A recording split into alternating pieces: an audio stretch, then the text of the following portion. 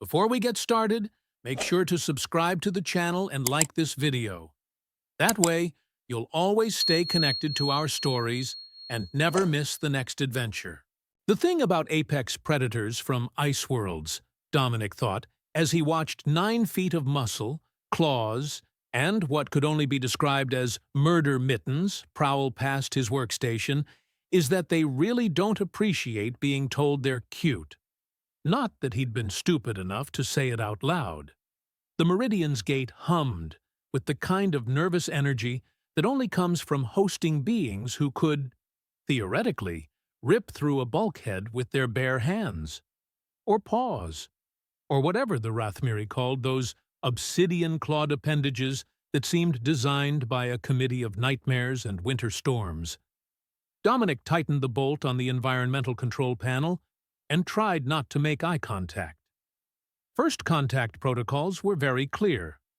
Don't stare. Don't smile too wide. Humans have too many teeth. Apparently that's threatening. And for the love of all that's holy, don't treat the visiting dignitaries like they're exotic pets, even when they kind of looked like cosmic snow leopards who'd been hitting the gym. Engineer Dominic, Captain Margot's voice crackled through his comm unit, and he could hear the barely suppressed amusement in her tone. She was enjoying this. Status report on the guest quarters, environmental controls. All systems green, Captain, Dominic replied, glancing at his readouts. Temperature holding at -20 Celsius, humidity at 8%, gravity at 1.6 standard. Our guests should feel right at home. Excellent. Ambassador Jorquin has requested that their young be allowed to tour the observation deck. You're closest. Can you supervise? Dominic blinked. The cubs, ma'am? The juvenile Rathmiri, yes. Margot's tone went dry. I believe their cultural liaison mentioned they're the equivalent of our teenagers. Try not to let them break anything expensive. Teenagers, Dominic muttered, closing his toolkit. Great. Alien teenagers who could bench press a shuttle. He made his way to the observation deck, which overlooked the sweep of stars beyond the ship's massive viewport. It was his favorite spot on the vessel, especially during the night cycle when most of the crew was asleep and he could run maintenance in peace. He'd been up here just last night, actually, recalibrating the window's polarization filters while wrapped in his thermal blanket because the deck ran cold and, well, he wasn't an animal. The blanket. Dominic's eyes went wide. He'd left his blanket up here, draped over the bench near the starboard console. He lunged for it just as the doors hissed open and 3 juvenile Rathmiri bounded, and yes, bounded was the only word for it, into the observation deck. They were smaller than the adults, maybe 6 feet tall instead of 9, with fluffier fur that stuck out at odd angles and oversized paws they clearly hadn't grown into yet. Their eyes were huge and reflective, catching the starlight like mirrors, and their movements had that particular brand of chaos that transcends species. Teenagers with too much energy and not enough supervision. Dominic clutched his blanket to his chest. Hello there. The lead cub, darker furred with distinctive stripes, cocked its head at him. The universal gesture of, "What's that? And can I eat it?" So, Dominic said, backing toward the exit with what he hoped was casual confidence. This is the observation deck. Great views, as you can see. Lots of stars. Very educational. I'll just leave you to... The cub's eyes locked onto the blanket. Time seemed to slow. Dominic knew that look. He'd seen it on his sister's cats back on Earth, right before they launched themselves at the laser pointer.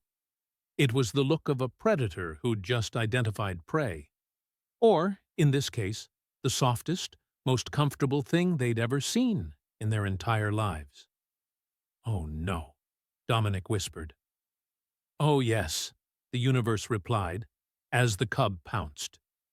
What followed was a scene that would later be described by Captain Margot as the most diplomatic incident I've ever had to explain to an interstellar ambassador, and by Dominic as the day I got mugged by a space kitten. The lead cub hit him like a fuzzy freight train, knocking him flat on his back. The blanket went flying. The other two cubs, seeing their siblings' bold move, immediately joined the fray, not to attack Dominic, but to fight each other for the blanket. Dominic scrambled backward on his elbows, watching in stunned disbelief as three apex predators engaged in what could only be called a tug-of-war over his 5-year-old thermal blanket that he'd bought on discount at the station commissary. The darker cub emerged victorious, wrapping the blanket around itself with surprising dexterity. And then, as Dominic's brain tried to process what he was seeing, the cub began to purr. Not growl, not snarl, purr. A deep, resonant rumble that seemed to vibrate through the deck plating. The other two cubs froze, staring at their sibling with what Dominic could only interpret as shock. Then, as if a dam had broken, they dogpiled onto the first cub, burrowing into the blanket with desperate enthusiasm.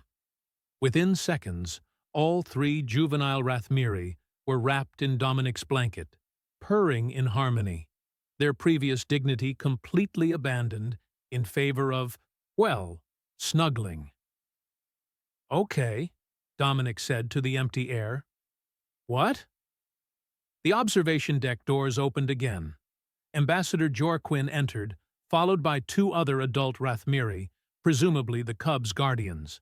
They took one look at the pile of purring juveniles wrapped in human fabric and went absolutely rigid. "What?" Jorquin said, in a voice like grinding glaciers. "Is the meaning of this?" Dominic got to his feet, hands raised in surrender. "I can explain. Sort of. Maybe. Actually, no, I really can't." The ambassador's eyes, triple-irised and currently dilated with what Dominic really hoped wasn't rage, fixed on him. "You have corrupted our young with soft species. Weakness artifacts." "It's just a blanket," Dominic protested. "I left it here by accident, I swear. I was going to—" "They are purring," one of the guardians hissed, sounding genuinely horrified. "The young do not purr. That reflex was bred out of our line 6 generations past. It is undignified." The pile of cubs, apparently unconcerned with dignity, burrowed deeper into the blanket.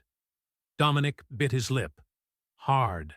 Because laughing right now would probably constitute an act of war.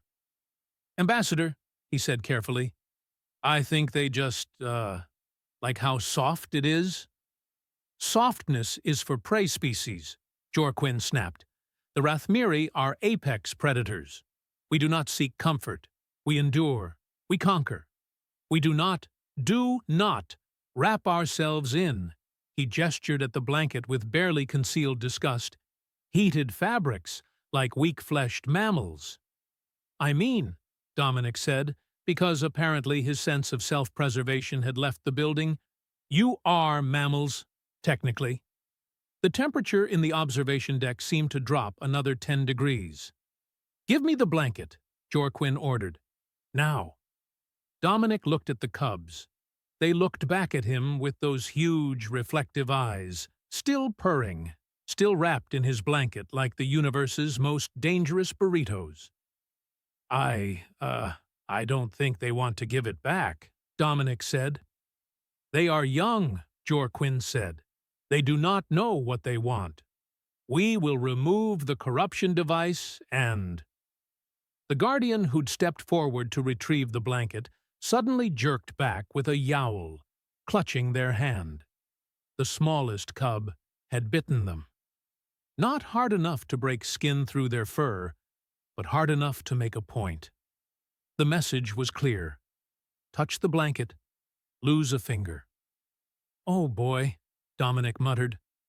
The standoff lasted approximately 3 more seconds before Captain Margot's voice came over the ship-wide comm. Ambassador Jorquin, Engineer Dominic, please report to Conference Room 2. Immediately. Dominic had never been so happy to hear his captain's voice in his life. As they filed out of the observation deck, the cubs remained behind, still wrapped in the blanket, still purring. One of them had actually fallen asleep. In the corridor, Jorquin turned to Dominic with an expression that might have been fury, or might have been confusion. With the Rathmiri, it was hard to tell. "This is not over, human," the ambassador said. "Yeah," Dominic replied, watching through the window as the cubs snuggled deeper into his blanket. "I'm getting that feeling." What he didn't say, what he was carefully keeping to himself, was that he found the whole thing absolutely hilarious. And maybe, just maybe, a little bit adorable. But mostly hilarious. Because somewhere in the galaxy, on an ice world circling a distant star, an entire civilization of apex predators had apparently never discovered the simple joy of a good blanket. And now, their cubs had. This, Dominic thought, as he followed the wait's still fuming ambassador to the conference room, was going to get complicated. The complicated arrived faster than Dominic expected. 2 rotations after what was now being called the blanket incident in the crew mess hall, much to Dominic's embarrassment, and Captain Margot's endless amusement, all 3 Rathmiri cubs had staged what could only be described as a textile rebellion. "They're doing what?" Dominic asked, nearly choking on his coffee. Imani, the ship's xenobiologist, leaned against the doorframe of his quarters with the expression of someone who'd seen too much and slept too little. "They've refused to enter their rest chambers, all 3 of them. They're sitting in the corridor outside your door, wrapped in your blanket, and they won't move." Dominic set down his coffee. "My blanket? I thought the Guardians confiscated it." "They tried." Imani's lips twitched. "Apparently, the cubs have learned how to pick the locks on the storage lockers, which, I should mention, the Guardians didn't teach them. They figured it out on their own in less than 6 hours." That's actually pretty impressive." "That's a diplomatic nightmare is what it is," Imani corrected, but she was smiling. "Ambassador Jorquin is on the bridge right now demanding that Captain Margot do something about the human corruption of Rathmiri youth. His words, not mine." Dominic groaned and opened his door. Sure enough, 3 juvenile Rathmiri sat in the corridor, wrapped together in his thermal blanket like the universe's most dangerous cuddle puddle. They looked up at him with those enormous reflective eyes, and the smallest one chirped. Actually, chirped. "You're killing me here, guys," Dominic muttered. The darkest cub, the one who'd first stolen the blanket, made a sound that was half purr, half trill. Then it shuffled closer, dragging the other 2 cubs with it, and pressed its massive fuzzy head against Dominic's knee. Imani made a noise that sounded suspiciously like a suppressed squeal. "Oh my God, that's adorable." "Don't," Dominic warned. "Don't encourage them." "Too late. I'm encouraging them. I'm encouraging them so hard right now." Imani pulled out her datapad and started recording. "For science, obviously." "Obviously," Dominic said dryly. He looked down at the cubs. "Okay, listen. You 3 need to go to your rest chambers. Your parents, or guardians, or whatever, they're really upset about this whole blanket situation." The cubs stared at him blankly. "Right. You don't speak standard. Great." Dominic sighed. "Imani? Little help here?" "I've been studying their language, but the juveniles use a different dialect than the adults. It's got more, emotional range." Imani crouched down, making soft clicking sounds in her throat. The middle cub, slightly smaller than the others with distinctive ear tufts, clicked back. Then it grabbed a corner of the blanket and held it out to Dominic. "I think," Imani said slowly, "it wants you to have some of the blanket." That's actually kind of sweet, but the cub shook the blanket corner insistently. "I think you're supposed to share it," Imani said, grinning now. "Dominic, I think they've adopted you." "They have not adopted me. I'm not adoptable. I'm a maintenance engineer, not a—" The smallest cub made a sound that was dangerously close to a whimper. Dominic's resolve crumbled like cheap station cookies. "Fine, fine. But just for a minute." He sat down on the corridor floor, and immediately all 3 cubs swarmed him, wrapping him and themselves in the blanket. The purring started up again, that deep resonant rumble that he could feel in his bones. "I'm documenting this," Imani said, still recording. "The first recorded instance of Rathmiri juveniles initiating pack bonding behavior with an alien species. This is actually groundbreaking." "It's actually going to get me fired," Dominic corrected. But he didn't move. Because, okay, fine, it was kind of nice. The cubs were warm, and their purring was oddly soothing. And he'd been working double shifts for the past week, and maybe sitting down for a minute wasn't the worst idea. That's how Ambassador Jorquin found them. The Rathmiri diplomat stood at the end of the corridor, flanked by 2 guardians and Captain Margot, who looked like she was trying very hard not to laugh. "Engineer Dominic," Margot said, her voice carefully neutral, "would you care to explain why you're, and I quote from the ambassador, engaging in inappropriate interspecies comfort-seeking behavior with Rathmiri youth?" Dominic looked up at Jorquin. The ambassador's fur was standing on end, his triple-irised eyes wide with what looked like genuine distress. "With respect, Ambassador," Dominic said, "they started it." One of the guardians made a choking sound. Margot coughed into her hand. Jorquin drew himself up to his full 9 feet. "This is unacceptable. You will release the young immediately and surrender the corruption device." "The blanket isn't a corruption device. It's just fabric," Dominic protested. "It's soft and warm, and there's nothing wrong with wanting to be comfortable." "Comfort is weakness," Jorquin said flatly. "The Rathmiri do not seek weakness. We are a warrior people. We have survived the ice storms of our homeworld for millennia by being strong, not by wrapping ourselves in soft things and making pleasure sounds in our throats." The cubs, apparently understanding the tone if not the words, pressed closer to Dominic and increased their purring volume. "Ambassador," Imani interjected, stepping forward with her data pad. "I've been monitoring the juveniles since the initial incident. I think you should see these readings." Jorquin's ears flattened against his skull. "What readings?" "The cubs' vital signs. Their stress hormones have dropped by 60%. Their sleep quality has improved dramatically. They're spending more time in REM cycles, which in Rathmiri physiology indicates deeper, more restorative rest." Imani pulled up graphs and charts. "They're actually healthier now than when they arrived." "Impossible," one of the guardians said. "The young have always been restless sleepers. It is our nature." "Or maybe," Dominic said carefully, "it's because you've been making them sleep on stone slabs in freezing temperatures with no comfort items whatsoever." The silence that followed was arctic. "Our ways have worked for millennia," Jorquin said, but his voice had lost some of its edge. "Have they, though?" Dominic asked. He gently extracted himself from the cubs. They protested, but didn't bite him, and stood up.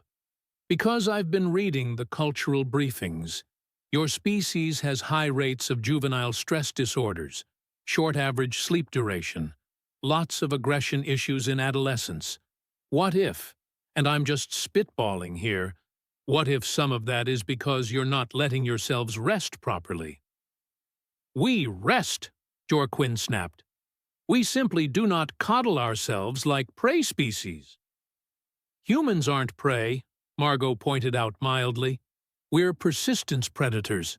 We hunted by outlasting everything else on our planet. And we did that by being smart about recovery. Sleep is strategic, Ambassador, not a weakness. Jorquin looked at his cubs, still wrapped in the blanket, still purring. Something shifted in his expression.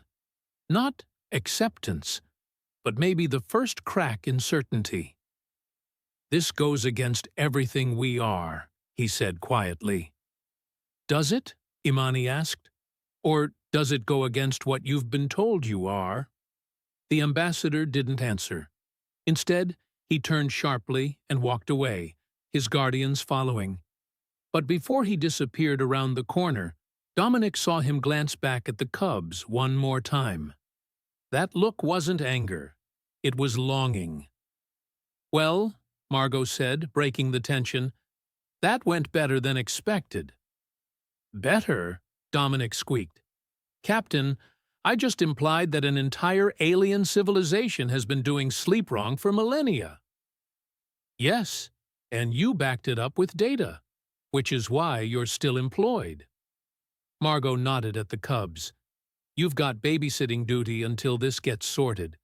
Try not to start any more interstellar incidents.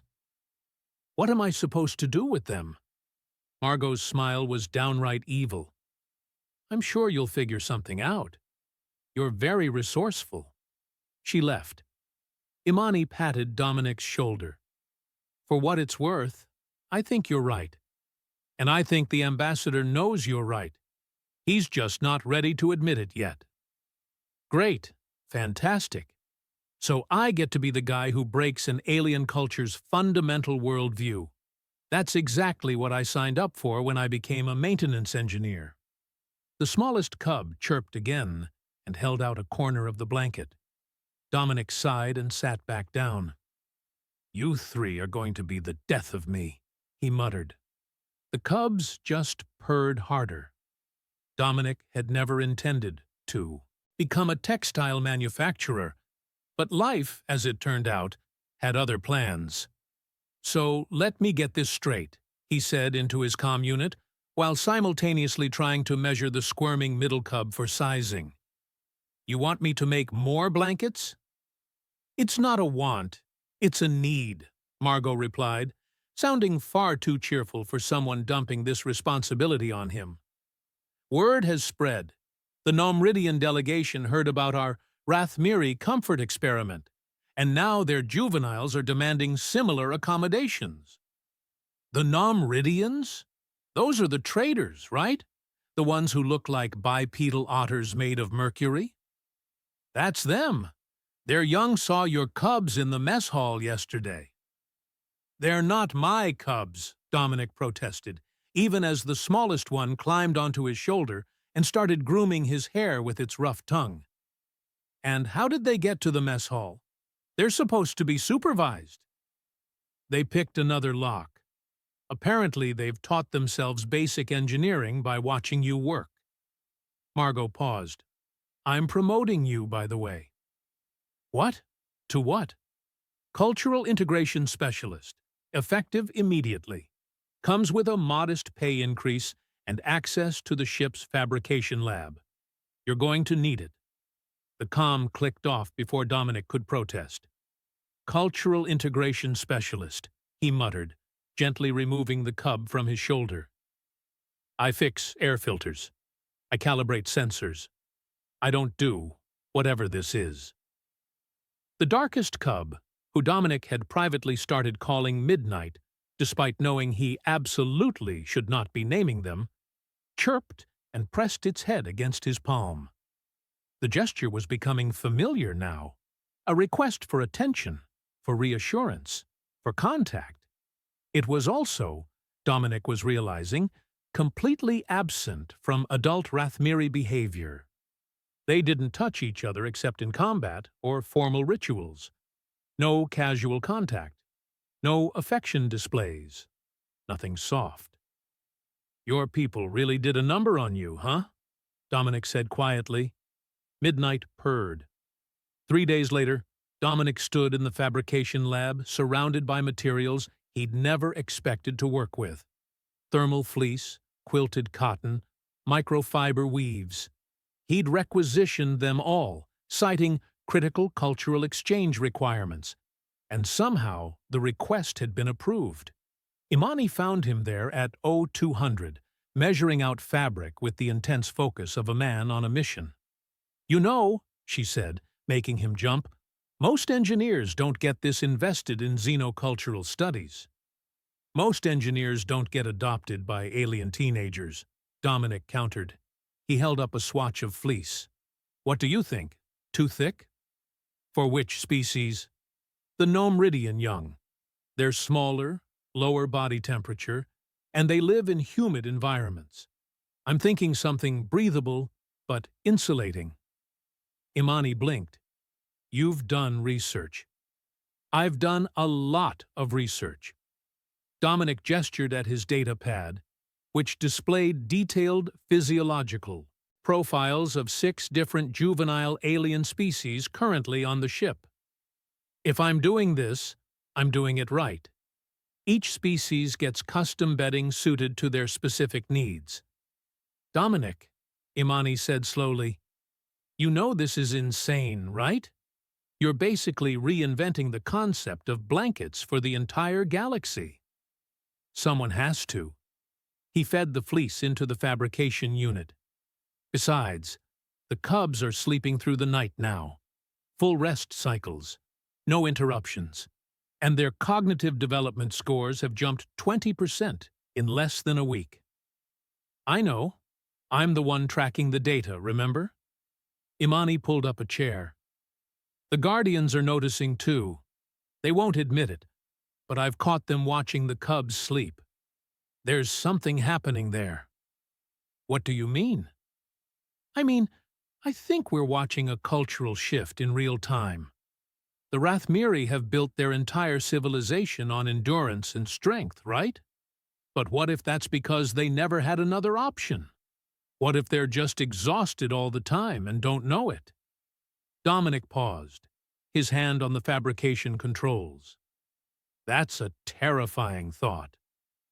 "It's a revolutionary thought," Imani corrected. "And you started it with a discount thermal blanket." The fabrication unit beeped. Dominic pulled out the first Nomridian blanket. Soft, breathable, with moisture-wicking properties. It was, objectively, a ridiculous thing for a maintenance engineer to be proud of. He was proud of it anyway. The delivery of blankets to the Nomridian juveniles went smoothly. Too smoothly, in retrospect. Dominic should have known something was coming when he found Midnight and the other 2 cubs waiting outside the Nomridian quarters, watching through the window as the otter-like aliens wrapped themselves in their new bedding. "You 3 are supposed to be in your rest chamber," Dominic said. Midnight looked at him, then at the Nomridian blankets, then back at him. "Oh, no," Dominic said. "No, no, no. You have a blanket. You have my blanket, which you stole, remember?" The middle cub made a sound like a question. "You want different textures, don't you?" Dominic slumped against the wall. "You want options." All 3 cubs perked up, their ear tufts standing at attention. "I've created monsters," Dominic muttered. "Fuzzy, adorable, lockpicking monsters." That night, he made them each a new blanket. Fleece for Midnight, who seemed to like the fuzzy texture. Quilted cotton for the middle cub. Dominic had started thinking of them as patches because of their mottled fur pattern. And microfiber for the smallest, who'd become tumble after repeatedly falling asleep mid-step and rolling across the floor. The cubs' reaction to having their own individual blankets was immediate and chaotic. They spent an hour trading them back and forth, testing each texture, before finally settling on their preferences. Then they dragged all 3 blankets into a corner and built what could only be described as a nest. A nest where they promptly fell asleep, purring in harmony. Dominic was taking photos for Imani's research when Ambassador Jorquin appeared in the doorway. They both froze. "I was just," Dominic started. "I came to check on the young," Jorquin said stiffly. They stood in awkward silence, watching the sleeping cubs. "They look peaceful," the ambassador said finally. His voice was strange, softer than Dominic had ever heard it. "They are. They've been sleeping 8 hours straight most nights now." 8 hours? Jorquin's ears twitched. That's nearly double what is normal for juveniles." "Yeah." Dominic hesitated. "Ambassador, can I ask you something? When do adult Rathmiri sleep?" "We rest for 3 to 4 hours in each cycle. More is unnecessary. We are warriors, not prey species, I know," Dominic finished gently. "But what if you're not getting enough? What if your whole civilization is running on half the sleep you actually need?" Jorquin was quiet for a long moment. Then, so quietly, Dominic almost missed it. "Our healers have long noted high rates of what you might call exhaustion disorders, shortened lifespans, difficulty with emotional regulation." He looked at the cubs. "We attributed it to the harshness of our world, to the strength required to survive." "Maybe," Dominic said carefully, "survival doesn't have to be that hard." The ambassador's laugh was bitter. "You make it sound simple." "It's not simple. It's terrifying. Changing something fundamental about your culture? That's huge. But those cubs are healthier now than they were 2 weeks ago. That's not opinion. That's measurable data." "Data," Jorquin repeated. He stepped closer to the sleeping cubs, and Dominic saw something shift in his expression. The same longing he'd glimpsed before, but stronger now. Raw. "When I was young, before the training, before the hardening, I remember wanting something soft, something gentle. We all did. And then they taught us to suppress it, to be ashamed of it." "You don't have to be ashamed," Dominic said. "Don't I?" Jorquin turned to him. "You've seen our culture, our strength, our pride. How do I go back to my people and tell them that everything we've built, everything we've endured, was because we were too stubborn to make ourselves a comfortable place to sleep? You don't tell them that. You tell them you found a way to make the next generation stronger, healthier, better. Because that's what's happening here, Ambassador. These cubs aren't weak. They're thriving." Jorquin looked at the sleeping cubs for a long time. Then, without a word, he reached out and gently touched the edge of Midnight's blanket. His claw traced the fabric with something like wonder. "It's so soft," he whispered. "Yeah," Dominic said. "Yeah, it is." The alarm cut through the moment like a blade. Red lights flooded the corridor. The ship's emergency klaxon blared. Dominic's comm unit erupted with Margot's voice. "All hands! Emergency stations! Spatial anomaly detected. All personnel to emergency stations now." The cubs jerked awake, immediately alert despite being torn from deep sleep. Jorquin straightened, his warrior training snapping into place. But here's what Dominic noticed, what would later become the turning point of everything. The cubs didn't panic. Wrapped in their blankets, they moved with calm precision, their eyes clear and focused. They responded to Jorquin's commands instantly, efficiently. Meanwhile, through the window, Dominic could see adult Rathmiri in the corridors moving with the sharp, jittery energy of beings running on too little sleep and too much adrenaline. The cubs, well-rested and secure, were outperforming the adults. "Ambassador," Dominic said, grabbing his emergency kit. "You seeing this?" Joaquin was staring at the cubs, at their coordinated response, at their clear-headed focus. "I see it," he said quietly. The ship shuddered. Something large and reality-bending was happening outside. But inside, in that corridor, watching 3 juvenile Rathmiri respond to a crisis with the kind of calm competence that only comes from genuine rest, something else shifted. Joaquin looked at Dominic. "After this is over," the ambassador said, "we need to talk. Really talk."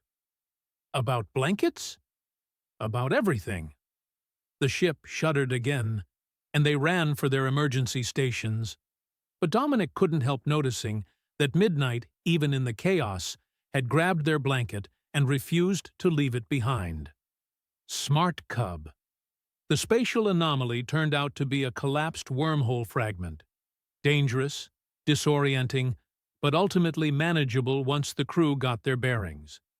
What made it memorable wasn't the anomaly itself, but what happened in its aftermath. The cubs had been assigned to the secondary shelter area with other juveniles from visiting delegations. Standard protocol: keep the young safe, keep them calm, keep them out of the way while the adults handled the crisis. Except the cubs didn't stay out of the way. Dominic heard about it from Imani, who'd been stationed in the shelter as the designated xenobiologist on duty. She found him in the engine room 3 hours after the all-clear, still running diagnostics on the main power grid. "You need to hear this," she said, pulling up video footage on her data pad. The recording showed the shelter during the height of the crisis. Alarms blaring, lights flickering, and approximately 20 juvenile aliens from 6 different species in various states of panic. The Nomridian young were huddled in a corner, their mercury-like skin flashing with distress. A pair of insectoid younglings were clicking frantically. Even the usually stoic young from the mineral-based species were showing signs of stress. And then the cubs entered the frame. Midnight, Patches, and Tumble moved through the chaos wrapped in their blankets, calm and focused. They approached the Nomridian juveniles first, and Dominic watched in amazement as Midnight carefully draped part of their blanket over the frightened aliens. The purring started, that deep, resonant rumble that Dominic had learned was instinctively calming across multiple species. Within minutes, the Nomridian young had stopped flashing. They'd snuggled under the blanket with Midnight, their breathing slowing, their panic subsiding. Patches and Tumble did the same with the other juveniles, sharing their blankets, sharing their calm, until the entire shelter had quieted. The adult supervisor, a member of Margot's crew, stood off to the side looking stunned. "They organized the whole thing themselves," Imani said. "No prompting, no instruction. They saw a problem, assessed the situation, and implemented a solution.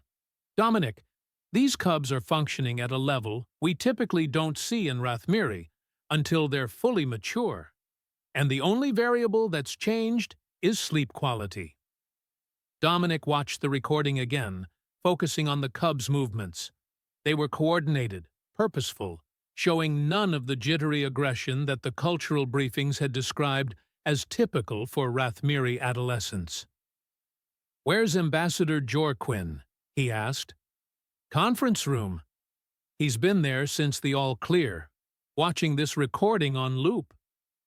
Imani's expression was complicated. "I think we broke him, Dominic. In a good way, maybe. But still." Dominic found the ambassador exactly where Imani had said, staring at the monitor with an expression that could only be described as shattered certainty. "Ambassador," Dominic said quietly from the doorway. Joaquin didn't turn. "I have served my people for 30 cycles. I have studied our history, our culture, our ways of survival. I believed, truly believed, that our strength came from hardship, from enduring discomfort, from suppressing weakness." He finally looked at Dominic. "I was wrong." You weren't wrong about the strength part, Dominic offered. Just maybe wrong about where it comes from. Those cubs performed better in a crisis than trained adults. Jorquin's voice cracked slightly. They were calm, focused, empathetic. Everything we try to teach our warriors to be, and they achieved it by sleeping on soft things and making pleasure sounds. It's not just the blankets, Ambassador. It's what the blankets represent. Rest, recovery, the understanding that taking care of yourself isn't weakness. It's strategy. Dominic moved into the room, choosing his words carefully. Humans figured this out the hard way. We're not the strongest species, or the fastest, or the most naturally armed. But we're persistence hunters. We won by outlasting everything else. And we could only do that because we got really, really good at recovery. Jorquin watched the recording again, as midnight gently settled a frightened Nomridian juvenile under their blanket. We have been exhausted for millennia, he said softly. Haven't we?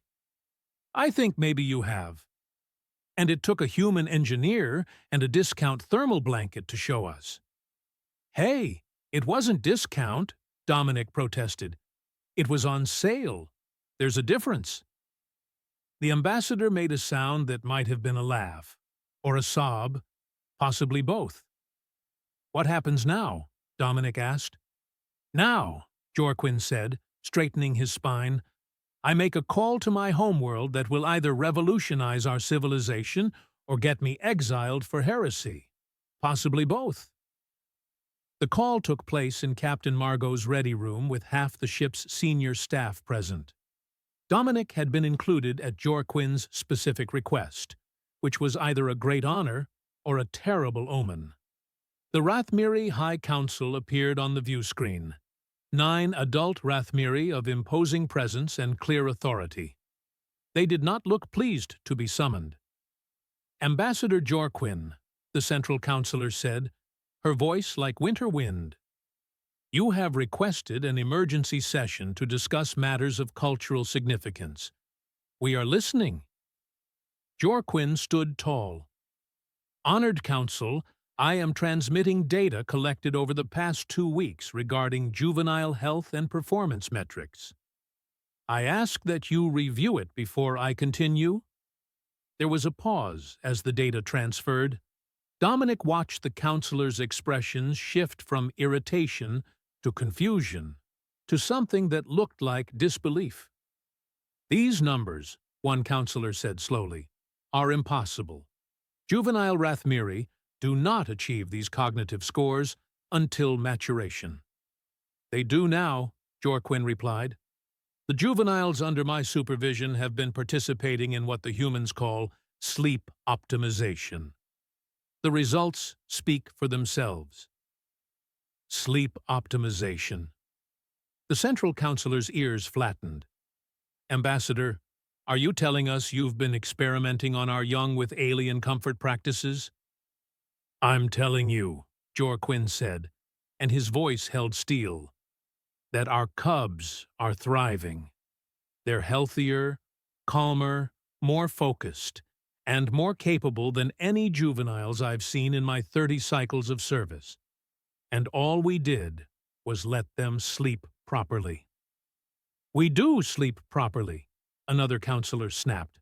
Our ways have sustained us for millennia. Yes, I know, Jorquin interrupted. But sustained is not the same as thrived. When was the last time our species' average lifespan increased? When did we last see a decrease in stress-related disorders? How many of our young do we lose to aggression-related incidents during adolescence? The silence from the council was telling. I am not saying our ancestors were weak, Jorquin continued. They were incredibly strong. They survived conditions that would have destroyed lesser species. But perhaps, just perhaps, they survived despite their sleep practices, not because of them. Dominic saw one of the counselors, an older female with graying fur, lean forward. "Show us," she said quietly. "Show us these cubs." Jorquin gestured to Dominic, who pulled up the live feed from the cubs' quarters. Midnight, Patches and Tumble were in their nest of blankets, not sleeping, but engaged in what looked like a teaching game. Midnight was demonstrating lock-picking techniques to the other two, who watched with rapt attention. When Tumble succeeded in opening a practice lock, all three cubs celebrated by immediately piling into their blankets for a victory cuddle session, purring contentedly. "They're purring," the gray-furred counselor whispered. "I haven't heard that sound since I was very young, before the hardening training." "They purr every day," Jorquin said. "And they're not weak. They picked those locks themselves. They organized a crisis response. They demonstrated empathy and leadership. They're everything we want our young to become, and they're achieving it at half the age we typically expect." "By sleeping on human fabrics," another counselor said, but the skepticism in their voice had weakened. "By sleeping enough," Dominic interjected, then immediately regretted speaking when 9 pairs of alien eyes focused on him. Sorry, Engineer Dominic, I'm the one who accidentally started this whole thing." "The human responsible for corrupting our young?" the central counselor asked.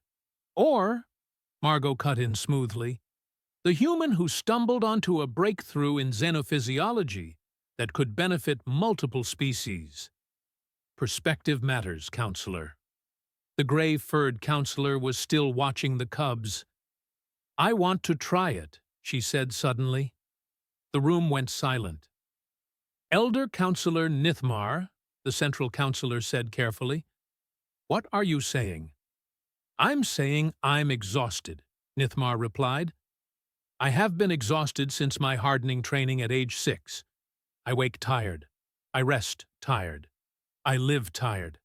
And I had accepted this as normal, as necessary, as the price of strength." She looked directly at Jorquin. "But what if it isn't? What if we've been paying a price we didn't have to pay?" "This is madness," one of the younger counselors protested. "We can't overturn millennia of tradition because some cubs found a soft object appealing." "We can if those traditions are harming us," Nithmar countered. "I want to see more data. I want to see long-term studies. But most of all, I want to know what it feels like to sleep without aching. Just once. Is that so weak?" The question hung in the air. Finally, the central counselor spoke. "Ambassador Jorquin, you will continue your observations. Engineer Dominic, you will provide detailed documentation of your blanket construction process. We will conduct controlled studies on volunteers. If the data continues to support these findings, we will consider policy adjustments." It wasn't an enthusiastic endorsement, but it wasn't exile either. "Thank you, High Council," Jorquin said, and the relief in his voice was palpable. After the call ended, Margot turned to Dominic with a grin. "Congratulations, engineer. You've just started a cultural revolution with bedding." "I just wanted to fix an air filter," Dominic muttered. That night, Dominic found himself in the Cubs' quarters for what had become his routine tucking-in session.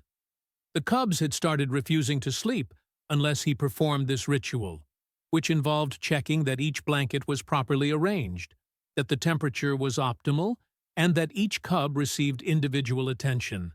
It was ridiculous. It was time-consuming. It was absolutely adorable, and Dominic wouldn't have traded it for anything. "All right, Midnight, fleece is properly fluffed," he said, arranging the darkest cub's preferred blanket. "Patches, quilted cotton with the blue stitching, just how you like it.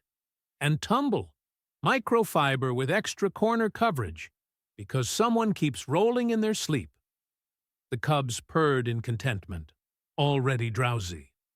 You three are going to be famous, you know, Dominic told them. The cubs who taught their entire species how to sleep properly. That's quite a legacy. Midnight chirped softly and pressed their head against Dominic's hand one last time. As Dominic stood to leave, he found Ambassador Jorquin in the doorway, watching. They trust you completely, the ambassador said. I think they just like the blankets. No, Jorquin said firmly. They like the blankets, yes, but they trust you. There's a difference. He hesitated. Engineer Dominic, I have a question. A personal one. Okay. The soft coverings you wear, the blue ones with the pattern. Are those also for sleep? Dominic looked down at his flannel pajama pants, which he'd thrown on after his shift. Oh, these? Yeah, they're pajamas. Sleep clothes. They're comfortable. Comfortable, Jorquin repeated, like he was tasting the word. Where would one acquire such items? Dominic tried very hard not to smile. I could probably make you some, if you wanted, hypothetically. Hypothetically, Jorquin agreed quickly. For research purposes, to better understand human comfort practices. Of course. Research. Dominic pulled out his data pad. What's your size? 3 months later, the Meridian's Gate prepared to depart for its next assignment. The Rathmiri delegation was returning home, armed with data, blanket specifications, and what Imani was calling the most important xenocultural exchange of the century.